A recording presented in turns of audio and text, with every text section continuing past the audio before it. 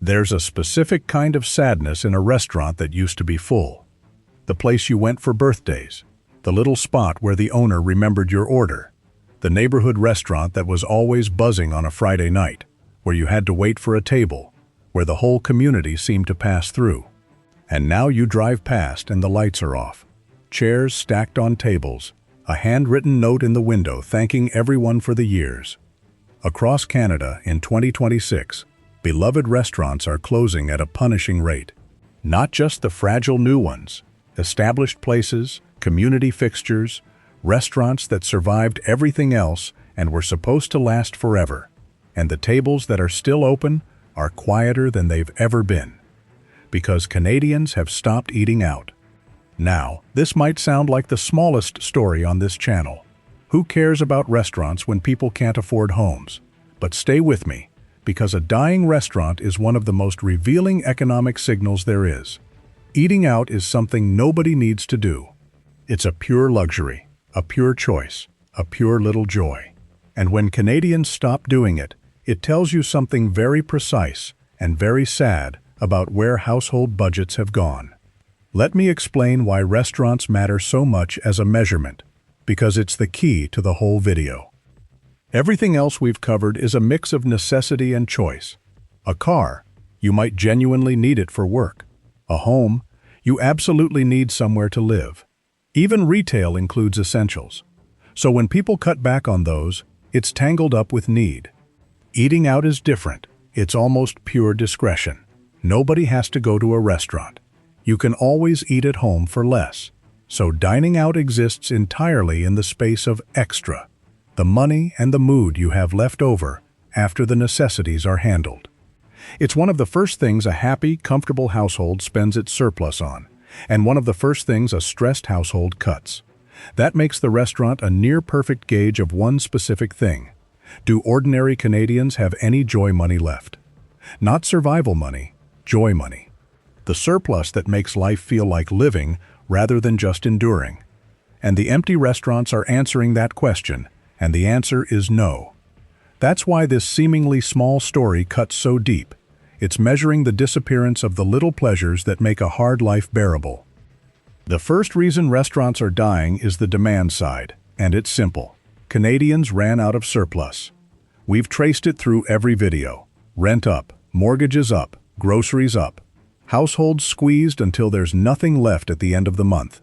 And when there's nothing left over, the extras are the first casualties, and eating out is the most obvious extra of all. So the family that used to go out for dinner every couple of weeks now goes once a month, then once a season, then for special occasions only, then not at all. The couple that met for coffee out now makes it at home. The worker who used to buy lunch now brings it. Each individual choice is small and sensible. Multiply it across the country, and you've drained the lifeblood out of an entire industry. And notice the emotional dimension, because it matters. People don't just cut restaurants because they lack the money, they cut them because they lack the feeling. When you're stressed about bills, treating yourself feels wrong, even irresponsible. The joy gets guilty. So the surplus disappears not only from the bank account, but from the spirit. And a treat you feel guilty about isn't a treat you buy. Restaurants live on people feeling okay enough to celebrate, and fewer Canadians feel okay enough. The second reason is the other side, what it costs to run a restaurant, which has become brutal. Restaurants always operated on thin margins. It's one of the hardest businesses in the world, even in good times. Now every single cost has climbed at once. Food costs, the ingredients themselves, went up sharply. Commercial rent went up. Energy to run kitchens and heat dining rooms through a Canadian winter went up. And wages had to rise, because as we covered, nobody will work a hard restaurant job that doesn't cover the cost of living. To be clear, restaurant workers deserve to be paid enough to live. That's not the problem. The problem is that all these costs hit at the exact moment customers pulled back. Costs up, revenue down, on a business that barely made money in the first place. So the restaurant owner is squeezed from both ends simultaneously. They could raise prices to cover their costs, but their customers are already broke, so higher prices drive away even more of them. Or they hold prices and absorb the costs, and bleed money until they close. there's no good move. That's not a difficult business climate. That's an impossible one. And it's why even good, beloved, well-run restaurants are going under. The third reason is a psychological threshold that got crossed, and it's quietly fatal. Because of all those rising costs, restaurant prices had to go up. And at some point, for a lot of Canadians, the price of a meal out crossed an invisible line, the line where it stopped feeling worth it. Here's the calculation running in people's heads now. I could go out for this meal, or I could buy several days of groceries for the same money. When a single restaurant dinner costs what used to feed the family for most of a week, the math becomes impossible to ignore, especially for a household counting every dollar. The treat starts to feel not just expensive but absurd.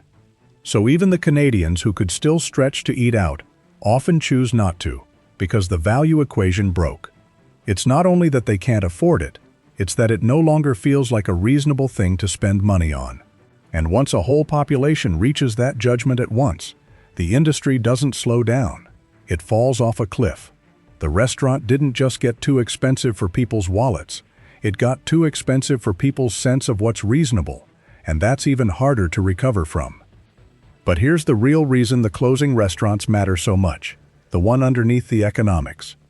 Restaurants weren't just where we ate, they were where we gathered, and Canadians are quietly losing the ability to gather. Think about what a restaurant actually is in a community. It's not primarily food. You can get food at home. It's a place to be together. It's where families mark birthdays and anniversaries, where friends catch up, where first dates happen and deals get made and communities physically overlap. It's one of the last common spaces where people gather not out of necessity, but out of joy, to celebrate, to connect, to be around other people. And that's what's being lost. When people can't afford to eat out, they don't just miss a meal. They lose a place to gather. The birthday dinner doesn't happen. The catch-up with friends gets postponed indefinitely.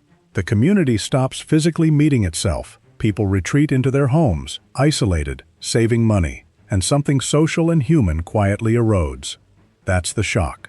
The empty restaurant isn't just a failed business or a lost luxury. It's a symptom of a country where people can no longer afford the small acts of gathering that hold a community together. We talked about the dead mall taking the town's meeting place.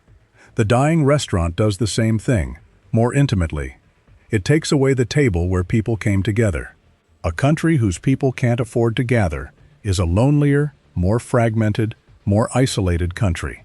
And that's a cost that never shows up on any balance sheet. Let me make it real.